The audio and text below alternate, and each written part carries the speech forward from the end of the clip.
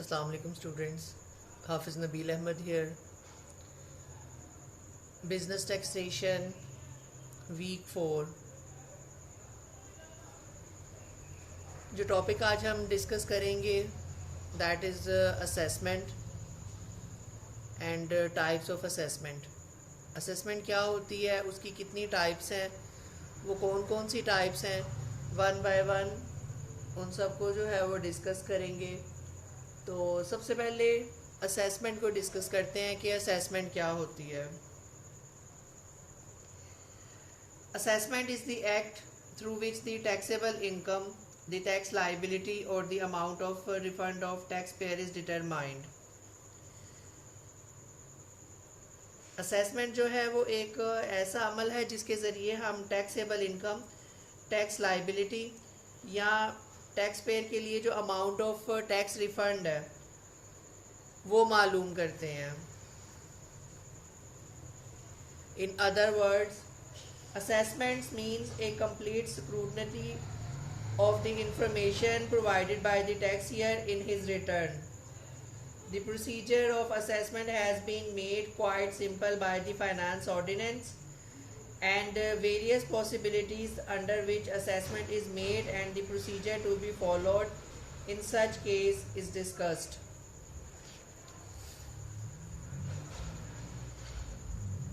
Again, tax payer अपनी return में जो भी इंफॉर्मेशन प्रोवाइड करता है उसको हम असेसमेंट कहते हैं. और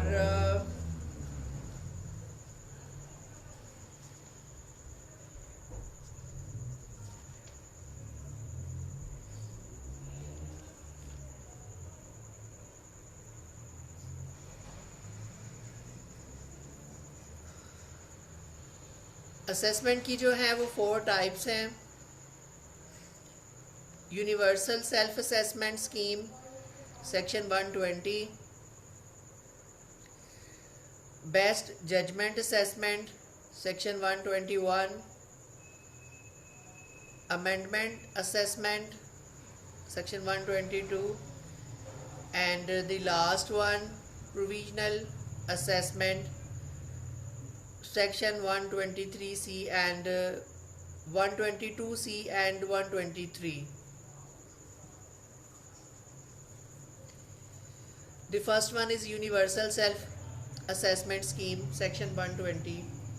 According to this, where a taxpayer has furnished a complete return of income other than a revised return for a tax year ending on or after the first day of July,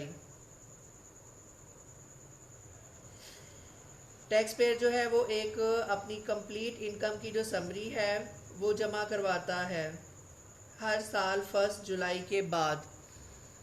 previous year की 1 जुलाई से current year की 30 जून तक की वो summary after 1 जुलाई जो time announce किया जाता है बाय द गवर्नमेंट, नॉर्मली वो 30 सितंबर है most of the time.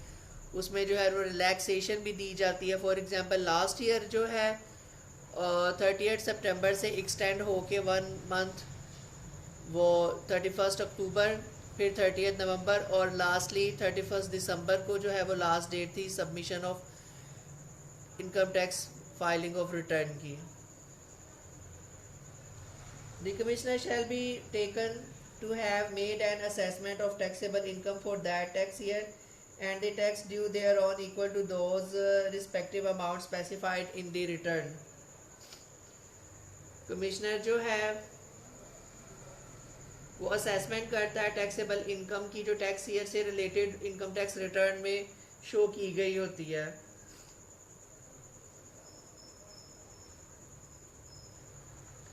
The return shall be taken for all purposes of this ordinance to be an assessment order issued to taxpayer by the commissioner on the day the return was furnished. और commissioner जो है income tax commissioner वो tax payer को assessment के लिए order जो है वो इशू कर सकता है जब जिस डेट को रिटर्न जो है वो जमा करवाई गई है, फर्निश की गई है, मींस डिपॉजिट करवाई गई है, उसकी सबमिशन ऑनलाइन करवाई गई है।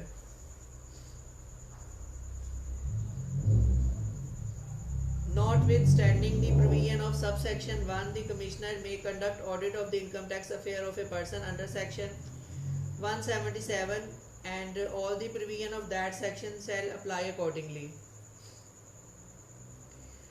सब सेक्शन 1 के अकॉर्डिंगली कमिश्नर जो है वो ऑडिट कंडक्ट करवा सकता है और अंडर सेक्शन 177 के अकॉर्डिंगली जितनी भी प्रोविजन है वो सारी की सारी उस पर अप्लाई हो सकती हैं। वो किसी भी पर्सन की जो उसने रिटर्न जमा करवाई है, रिटर्न फाइल की है, उसका वो ऑडिट करवा के ये पता कर सकता है कि इनकम टैक्स अफेयर इसने जो टैक्स लाइबिलिटी जो है कैलकुलेट की है, जो एसेट्स डिक्लेयर किए हैं, जो इनकम टैक्स लाइबिलिटी जनरेट किए हैं या टैक्सेबल इनकम शो की है, वो सारी की सारी लीगल है या नहीं।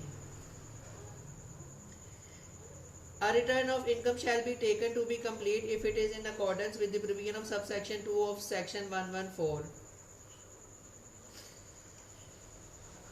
सेक्शन 114 114 की सब सेक्शन 2 के अकॉर्डिंगली एक रिटर्न को कंप्लीट माना जाएगा जब वो रिटर्न जो है उसमें सेक्शन 114 की जितने भी प्रोविजन है उनको फुलफिल किया जाएगा, उसके अकॉर्डिंगली जो है वो रिटर्न फाइल की जाएगी।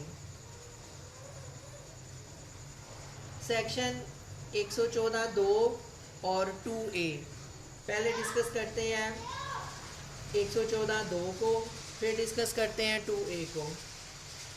According to the section 114 sub section 2 a return of income, जो रिटर्न है इनकम की वो क्या होगी, shall be in a prescribed form and shall be accompanied by such annexed statements or document as may be prescribed।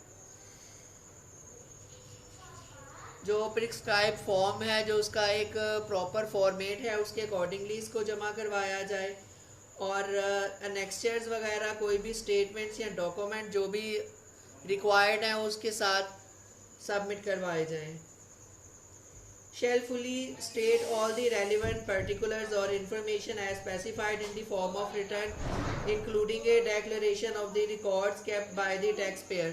Tax payer के पास किसी भी किस्म के कोई भी एविडेंसेस या सबूत वगैरह मौजूद हैं वो भी सारे के सारे जो इनकम टैक्स रिटर्न के साथ लगाने ज़रूरी थे वो भी उसके साथ अटैच किए जाएं। Shall be signed by the person being an individual or the person's representative where section 172 applies। अगर 72 सेक्शन अप्लाई हो रहा है तो पर्सन को, जो इंडिविजुअल पर्सन है, उसको साइन भी करने चाहिए। लेकिन क्योंकि ऑल्थो अब रिटर्न जो है वो इलेक्ट्रॉनिकली सबमिट करवाई जाती हैं, फाइलिंग ऑफ रिटर्न जो है वो इलेक्ट्रॉनिकली फर्निश होती है, तो इस वजह से उसके ऊपर किसी भी किस्म के कोई भी साइन जो है इंडिविजुअल के वो मेंशन नहीं होते। Section 2A a return of income filed electronically on the web or any magnetic media or any other computer readable media as may be specified by the board shall also be deemed to be a return for the purpose of subsection 1 and the board may be notification in the official gazette make rules for determining eligibility of the data of such return and intermediaries who will digitalize the data of such return and transmit the same electronically to the income tax department under their digital signature and other matters relating to electronic filling of return statements or documents। और 2A के accordingly जो आप return electronically या किसी भी digital mean से जो है वो सबमिट करवाएंगे, उसके ऊपर इलेक्ट्रॉनिक सिग्नेचर्स जो हैं वो होंगे। ऑन दी अदर हैंड जैसा कि अभी बताया कि नॉर्मली अब जो प्रोसीजर फॉलो किया जा रहा है वो इलेक्ट्रॉनिकली ही जो submission of income tax return है वो उसी तरह से उसको फॉलो किया जा रहा है। Best judgement assessment section 121 when a person does not furnish, अगर कोई पर्सन जो है वो रिटर्न फाइल नहीं करता then return if applicable or required by commissioner, well statement if applicable or any statement required by the commissioner any document required by the commissioner for the assessing the tax liability of a person. अगर commissioner को ये require है कि return file की जाए और उसके बावजूद रिटर्न फाइल नहीं की गई, या वेल्थ स्टेटमेंट जो थी वो भी सबमिट करवानी थी और वो नहीं करवाई गई, या कमिश्नर को कोई भी स्टेटमेंट जो थी वो रिक्वायर्ड थी और वो जमा नहीं करवाई गई, रिटर्न फाइल नहीं की गई, और कोई भी डॉक्यूमेंट कमिश्नर ने टैक्स को असेस करने के लिए पर्सन की टैक्स लाइबिलिटी को जज करने के लिए रिक्वायर किया है और वो जमा नहीं करवाया गया, देन कमिश्नर में make an assessment of A tax payer on the basis of information और मटीरियल अवेलेबल टू हिम। तो कमिश्नर के पास उस पर्सन से रिलेटेड, उसके बिजनेस से रिगार्डिंग जितनी भी इंफॉर्मेशन है वो उसको यूज़ करेगा और उस पर्सन की अपने बेस्ट नॉलेज के अकॉर्डिंगली जो टैक्स लाइबिलिटी है वो उसको कैलकुलेट करेगा। इसके लिए जो टाइम लिमिट अवेलेबल है बेस्ट जजमेंट असेसमेंट की, the assessment order under this situation shall be only be issued within a period of 5 years after the end of the tax year और income year to which it relates. जिस income year से वो relate करता है time limit उसी tax year के दरमियान रहेगी, या मैक्सिमम जो उसका ड्यूरेशन है वो 5 year after the tax year ended. जिस टैक्स ईयर की रिलेटेड इंफॉर्मेशन है उसके 5 साल बाद तक कमिश्नर जो है वो बेस्ट जजमेंट असेसमेंट जो है वो कर सकता है। Amendment assessment section 122 as per income tax ordinance 2001 a return filed by a person is treated an assessment order. Now if there is any omission or error in the return, then it becomes necessary to make appropriate modification. This modification is termed as amended assessment. Amendment shall be made on the basis of definite information. Income tax ordinance 2001 के accordingly अगर कोई बंदा जो है वो return file करता है और रिटर्न फाइल करने के बाद उसको याद आता है कि उसमें कुछ चीज़ें मिसिंग हैं या कोई गलती हो गई है, तो डेफिनेटली उसको जो है इस चीज़ की इजाज़त दी जाएगी कि वो उसमें जो चेंजेस है वो कर सके। उन चेंजेस को, वो तब्दीलियाँ जो वो अपनी रिटर्न में करना चाहता है उसको अमेंडेड असेसमेंट कहते हैं। और अमेंडेड असेसमेंट जो है वो हमेशा पुख्ता सबूतों की और डेफिनेट इंफॉर्मेशन की बुनियाद पे ही पॉसिबल होती है। इसकी जो टाइम लिमिट है,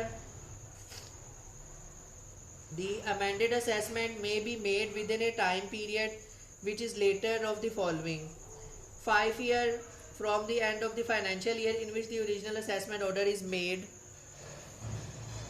5 साल तक जिस फाइनेंशियल ईयर की उसने अमेंडमेंट करवानी है या कोई चेंजिंग करवानी है, उस टैक्स ईयर से ऑनवर्ड 5 साल तक का टाइम ड्यूरेशन उसके पास अवेलेबल है। 1 year from the end of the financial year in which the commissioner has issued or treated to have been issued the amended assessment order। और 1 साल का टाइम है फाइनेंशियल ईयर के बाद अगर कमिश्नर जो है वो इशू करेगा अमेंडेड असेसमेंट ऑर्डर। और no assessment shall be amended और further amended under this section unless the taxpayer has been provided with an opportunity of being heard. जब तक उसको सुना नहीं जाएगा टैक्स पेयर को, उसके सबूत और जो एविडेंसेस उसके पास हैं उसको अपॉर्चुनिटी प्रोवाइड नहीं की जाएगी सुनने की, तब तक जो है वो अमेंडमेंट और फर्दर अमेंडमेंट जो है अंडर दिस सेक्शन उसको टैक्सेबल इनकम में चेंज करने के लिए टैक्स पेयर को अलाउ नहीं होगा। Provisional assessment section 122C and 123। Provisional assessment के जो है वो 2 टाइप्स हैं। For non filing of return under section 1143 and 4 and 122C, और second one is provisional assessment for concealed assets 123।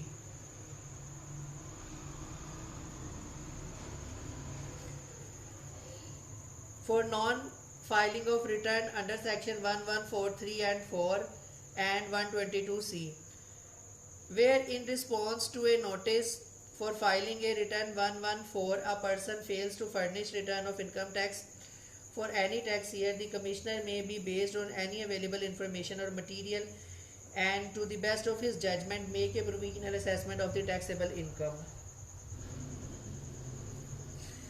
114 का जो नोटिस है उसके अगेंस्ट जो पर्सन है वो फेल हो गया और उसने अपनी इनकम टैक्स रिटर्न जो है वो किसी भी टैक्स ईयर की जमा ना करवाई, तो कमिश्नर जो है उसके पास जो अवेलेबल इंफॉर्मेशन और मटेरियल है उसको यूज़ करते हुए और अपनी जजमेंट को यूज़ करते हुए प्रोविजनल असेसमेंट कर देगा उस पर्सन की और टैक्सेबल इनकम जो है वो कैलकुलेट करेगा और उसके अकॉर्डिंगली उसकी टैक्स लाइबिलिटी जो है वो भी कैलकुलेट की जाएगी. The provisional assessment order shall be treated as final assessment after the expiry of 45 days from the date of service of provisional assessment order.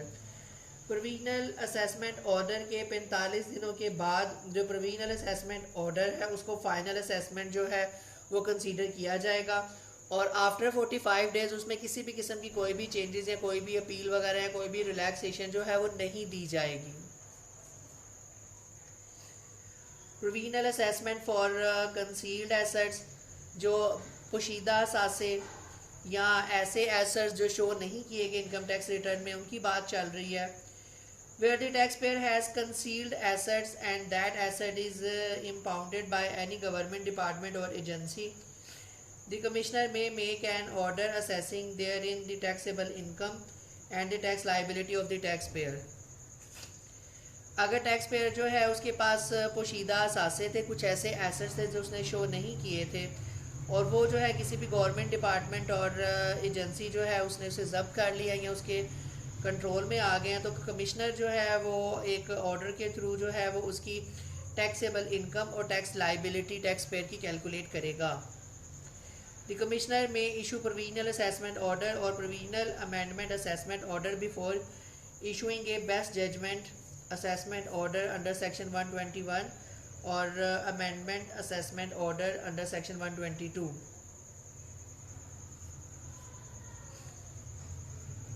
Commissioner जो है वो इशू करेगा प्रोविजनल असेसमेंट ऑर्डर या provisional amendment assessment order before using a best मतलब पहले best judgement assessment order under section 121 और amendment assessment order under section 122 से पहले जो है वो ये इशू करेगा.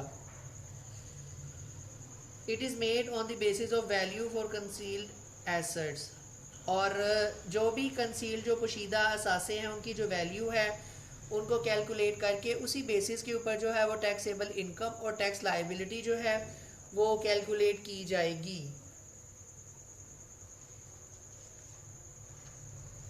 Thank you very much. End of today's lecture.